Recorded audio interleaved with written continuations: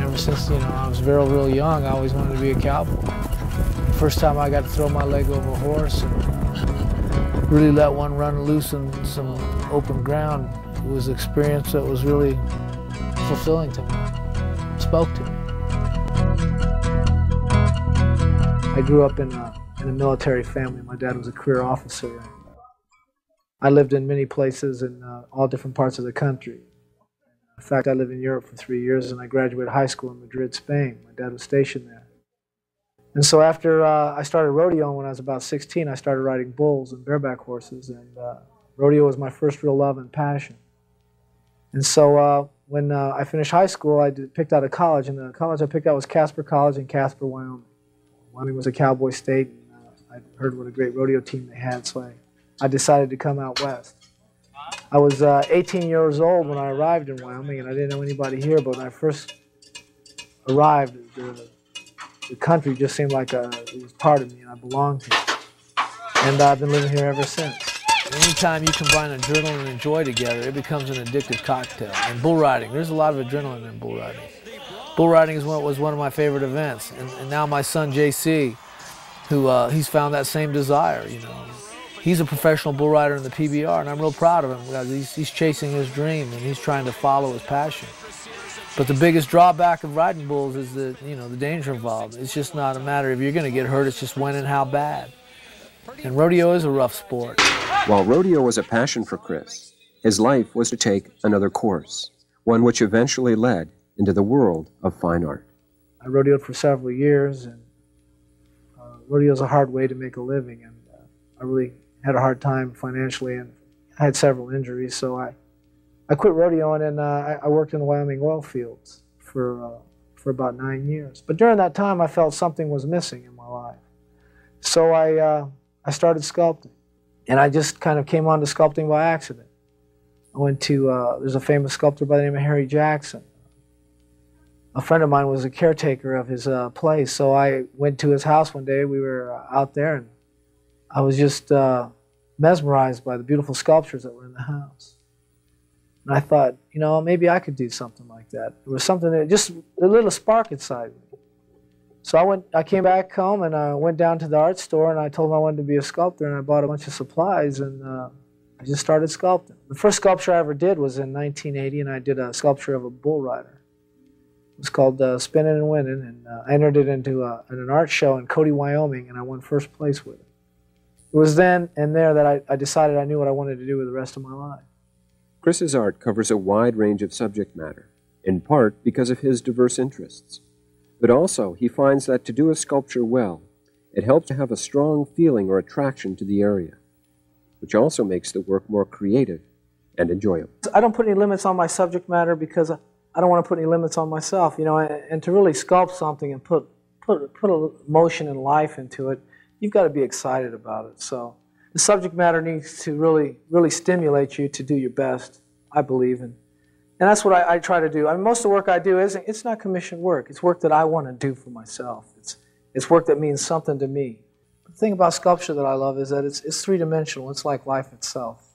You can touch it, you can feel it. It has mass, it has weight, it has substance. It's in the round. I mean, there's 360 degrees in a sculpture. I mean, you get to look at it instead of working in a two-dimensional surface. In fact, right now I'm working on a piece now. I'm just doing a rough sketch. I like to sketch my pieces out and do the compositions. Now I'm just kind of drawing with clay right now. When I get to draw with clay, I get to work out my design and composition three-dimensionally instead of on paper two-dimensionally, and I get to get a more feeling of it. And I get to move things around. What I do is I build an armature, which is like a skeletal system of the sculpture. And then I apply clay to it, and then I can bend it and crank it and twist it and try to bring life into it. I mean, I feel real lucky to be able to do this for a living. It's something I love, and it's something I plan on doing for the rest of my life. A major part of Chris's work is creating monumental sculptures, sometimes coming up with a concept before finding the client in what can be a lengthy, complex, and often costly undertaking. The satisfaction, however, is worth the effort. Creating monumental sculptures, it's extremely time-consuming and challenging.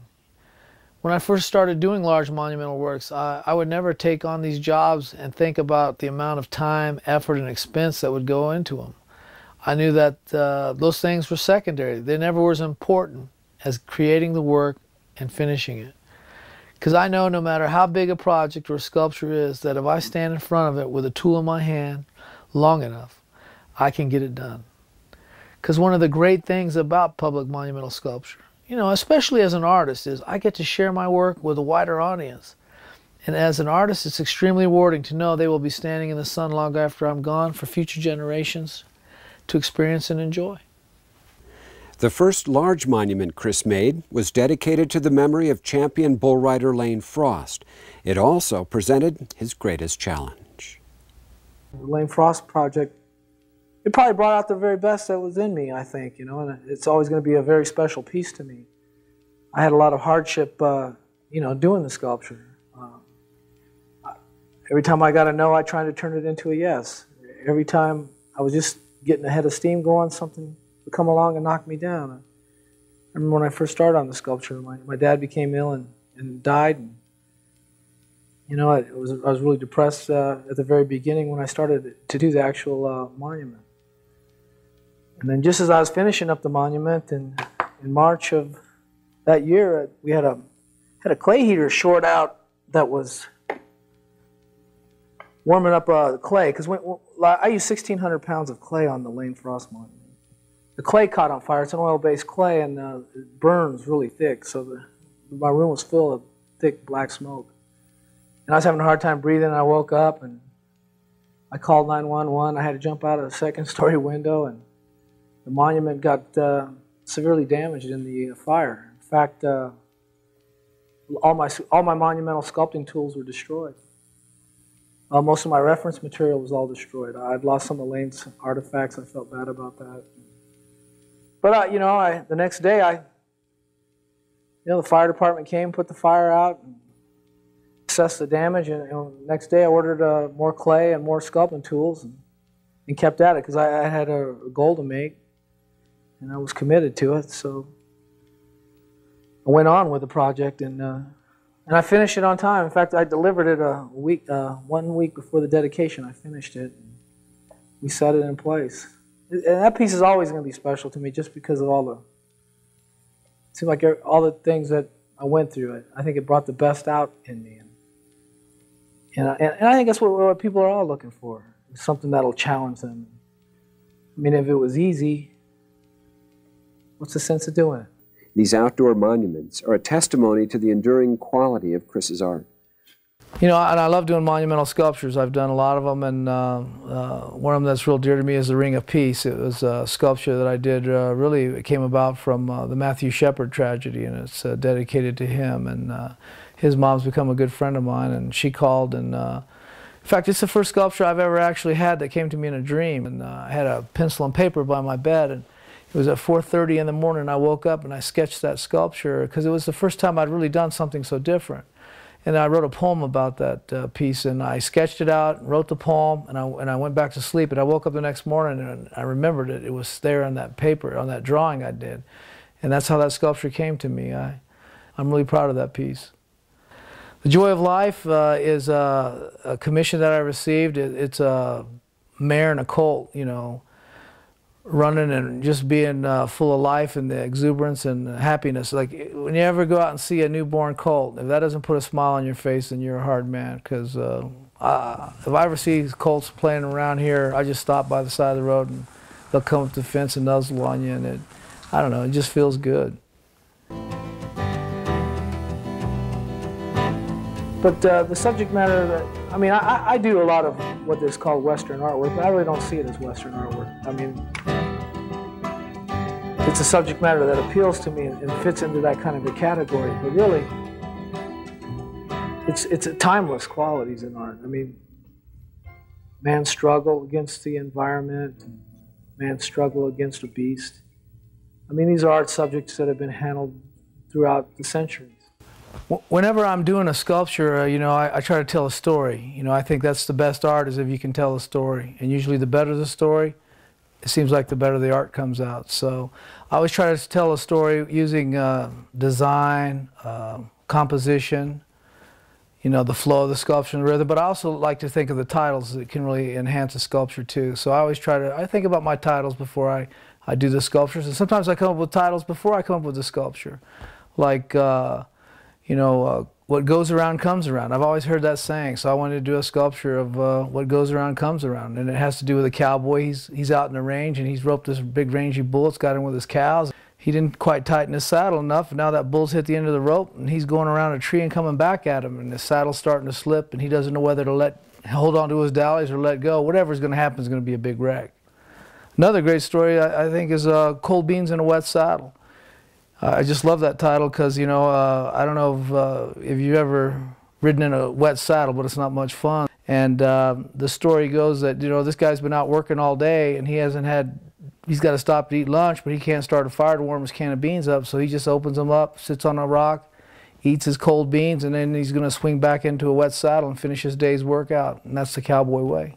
There's another sculpture. I found the title before I came up with the sculpture, so I thought, you know, what a great idea to try to sculpt a rainbow. I've never seen a rainbow sculpted ever in any form. So, you know, if you want to see a rainbow, you got to stand a little rain. It's about, you know, if you want to see some good times, you got to go through some bad times, and I think that's a great deal. That's a great deal story of life, and that's how a lot of things happen in life. The Native American tribes of the Western Plains have long held Chris's interest and been a source of inspiration. It is in this spirit that Chris creates much of his work, letting their spirit infuse his to bring about a vision of what once was. I'm very attracted to the Native American subject matter. You know, mostly the horse societies. The Plains Indians, I mean, they were a warrior society. And if you think back into a couple hundred years ago, what a great existence they had. I mean, they were hunters and gatherers, some, but they were a nomadic people. And the horse changed their whole life. Their whole culture was changed by the introduction of the horse. It brought them great wealth. It made them, it made everything in their culture expand. It was like a new awakening for them. It brought them more access to game. They were able to travel greater distances. They were able to follow the buffalo herds. They were able to take their belongings with them in greater quantities. And it was just like, it was a revolution for them. And the thing about it is, the horse societies prospered and grew. And the culture, if you look at it, the thing that attracts me the most about it is these men woke up every day and they went about the life of protecting and providing for their families, but they really didn't go about it into the world of business and everything that's about now. Their existence was built on being in harmony with everything. And you know, there's something romantic about that. It's like why people are fascinated by the cowboys in the West. There's something romantic about it, I guess. People always are searching for something to give their life a little more meaning.